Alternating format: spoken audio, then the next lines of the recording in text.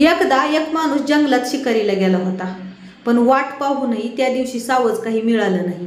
शेवटी तहान लागली म्हणून पाणी पिण्यासाठी तो जंगलातल्या तळ्याजवळ थांबला.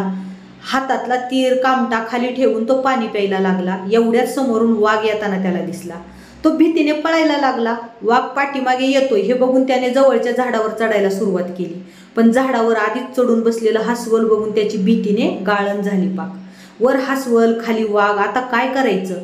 तेवढ्यात हास्वल त्याला म्हणाला, घाबरू नको, वर ये, मी तुला काही करणार नाही. मी वाघापासून जीव वाचवण्यासाठीच इथं आलोय. माणूस मग वर गेला. वाघ मात्र झाडाखालीच बसून हे दोघं कधी खाली येतील यांची वाट पाहत होता. रात्र झाली तशी माणसाला झोप लागली. हे बघून वाघ हास्वलाला म्हणाला, हा परका माणूस आहे, त्याला खाली ढकलून दे.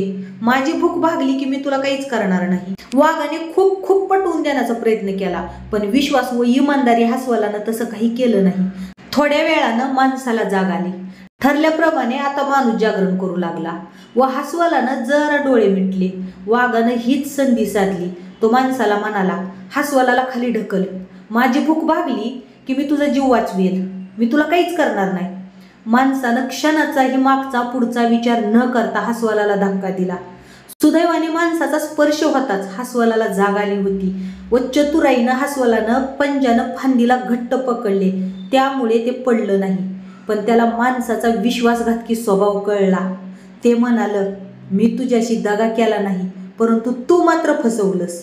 पशूंवर विश्वास ठेवता येतो पण माणसांवर नाही, हे मला आज समजलं.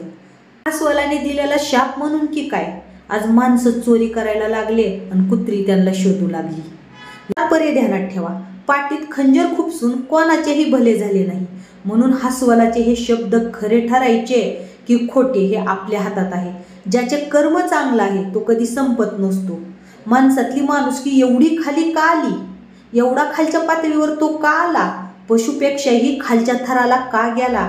याचे आत्मचिंतन होण्याची गरज आहे. लक्षात घ्या की सत्कर्मी माणसाला जीवनात अडचणी येतात, पण त्या सुटणाऱ्या असतात.